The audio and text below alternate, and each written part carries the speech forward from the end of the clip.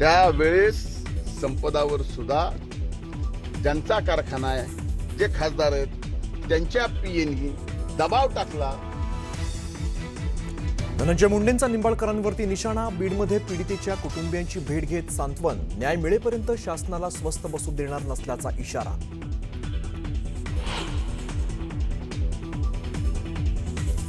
पीडित डॉक्टर भगिनीला न्याय दिल्याशिवाय स्वस्थ बसणार नाही, फडणवीसांचं आश्वासन. तर निंबाळकरांचं नाव घुसवण्याचा प्रयत्न केला असं म्हणत निंबाळकरांवरचे आरोप फडणवीसांनी फेटाळले.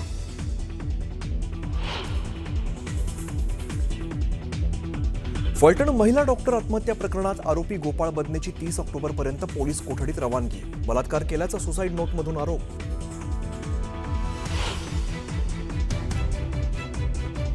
महायुतीत दंगा नको, एकनाथ शिंदेंचा रवींद्र धंगेकरांना सल्ला. शिंदेंच्या आदेशानंतरही माझा लढा सुरूच ठेवणार, धंगेकरांचं विधान.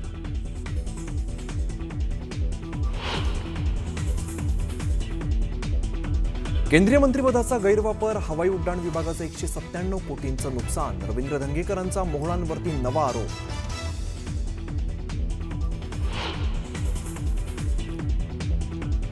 एक नोव्हेंबरपूर्वी जैन बोर्डिंगचा व्यवहार रद्द न झाल्यास उपोषण करू, जैन मुनींचा इशारा. तर पंतप्रधान मोदींसोबत बैठक घेण्याची राजू शेट्टींकडे केली मागणी.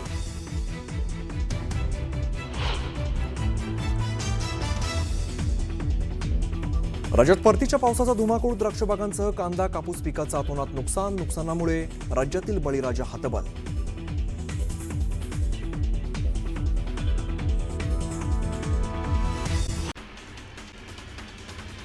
फलटणमधील डॉक्टर तरुणी आत्महत्या प्रकरणातील मुख्य आरोपी पीएसआय गोपाल बदनेला पोलीस कोठडी सुनावण्यात आली आहे. 30 ऑक्टोबरपर्यंत बदनेची कोठडीत रवानगी करण्यात आली आहे. बदनेवर बलात्काराचे आरोप डॉक्टर तरुणीनं केलेत. फलटणमधील महिला डॉक्टरच्या आत्महत्येवरून विरोधकांकडून रणजितसिंह नाईक निंबाळकर यांना घेरलं जाते. पण फलटण दौऱ्यावर असलेल्या मुख्यमंत्र्यांनी मात्र रणजितसिंह निंबाळकर यांना क्लीन चिट दिली आहे. रणजितसिंह, चिंता करू नका, आम्ही पूर्ण ताकदीनं तुमच्या पाठीशी आहोत, असंही फडणवीस म्हणाले.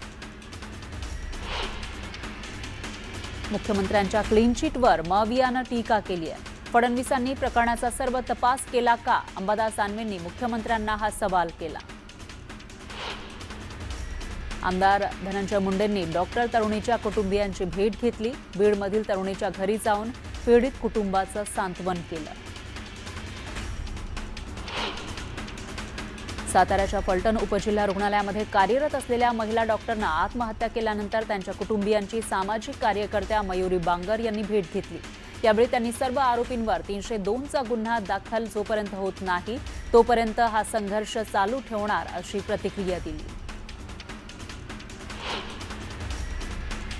शिवसेना ठाकरे पक्षाचे नेते अंबादास दानवेंनी फलटण महिला डॉक्टर आत्महत्या प्रकरणात माजी खासदार रणजितसिंह नाईक निंबाळकर यांच्यावर आरोप करत पुरावे दिले. दानवेंनी एक्स पोस्ट करत मुख्यमंत्री फडणवीस निंबाळकरांसोबत एकाच व्यासपीठावर होते, हे दुर्दैवी आहे असं म्हटलंय.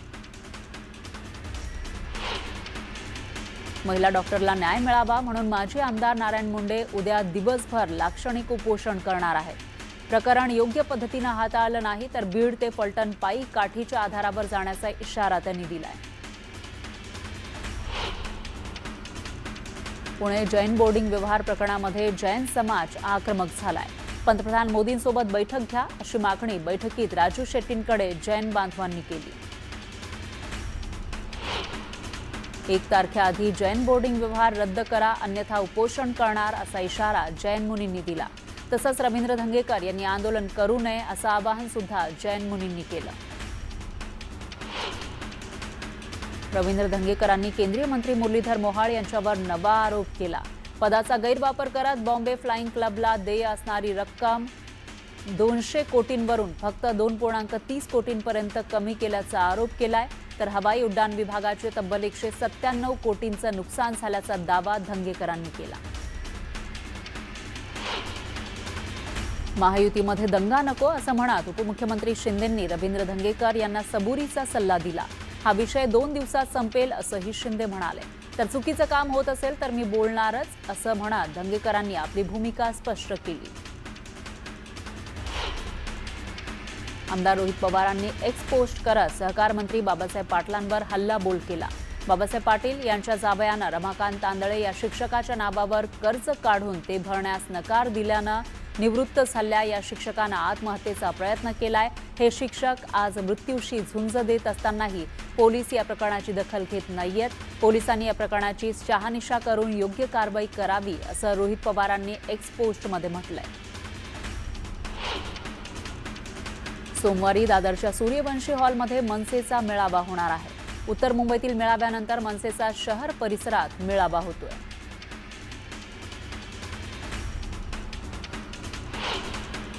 मुख्यमंत्री फडणवीसांनी विरोधकांच्या मोर्चावर टीका केली आहे. विरोधक निराश आहेत. निवडणुकीमध्ये पराभव होईल हे त्यांना माहिती आहे. त्यांची नोट चोरी बंद झाली म्हणून ते आता वोट चोरीवर बोलतायत अशी टीका फडणवीसांनी केली.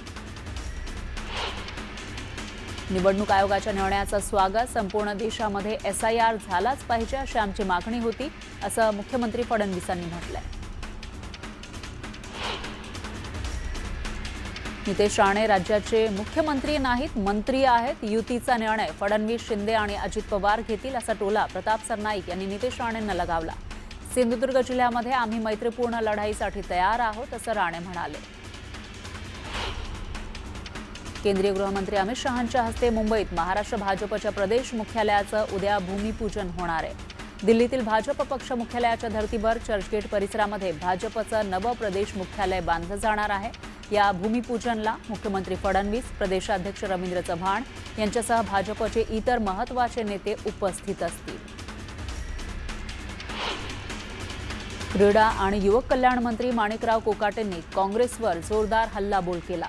काँग्रेसमध्ये प्रामाणिक कार्यकर्त्याला सोडून घराणेशाही चालते, यामुळे मी काँग्रेसमधून बाहेर पडलो आणि राष्ट्रवादीत आलो असं म्हणत मंत्री माणिकराव कोकाटेंनी काँग्रेसवर टीका केली. आगामी स्थानिक स्वराज्य संस्थांच्या निवडणुकीच्या पार्श्वभूमीवर कराडमध्ये नगरपालिकेचे निवडणुका लढवणाऱ्या इच्छुकांमध्ये पोस्टर वॉर रंगला. भाजप आमदार अतुल भोसले यांनी निधी मंजूर केल्यानंतर एकाच कुटुंबातील 3 इच्छुकांनी आमच्यामुळे निधी मंजूर झाल्याचा दावा करत प्रभागात पोस्टरबाजी केली. या पोस्टरबाजीला प्रभागातील अज्ञात नागरिकांनी बॅनरबाजी करत विरोध केला.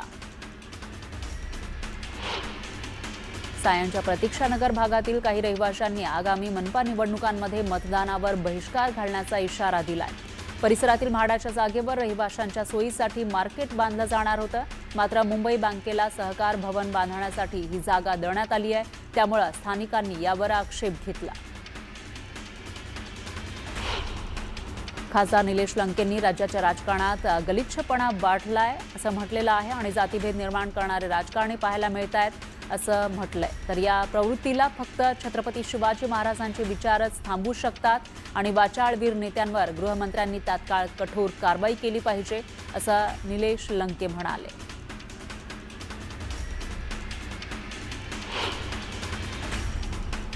यानंतर बातमी आहे अमरावतीमधून आमदार रवी राणा यांनी काँग्रेसच्या नेत्या यशोमती ठाकूर यांना डिवचलंय. आमदार रवी राणांनी काँग्रेसच्या नेत्या यशोमती ठाकूर यांच्या निवासस्थानी दिवाळीचा किराणा पाठवला. त्यामुळे यशोमती ठाकूर आक्रमक झाल्या. मी पराभूत झाली, जिंकली, मला काही फरक पडत नाही, मी पक्ष बदलत नाही, सरड्यासारखे रंग बदलत नाही, औकातीत रहा अशी टीका ठाकूर यांनी केली.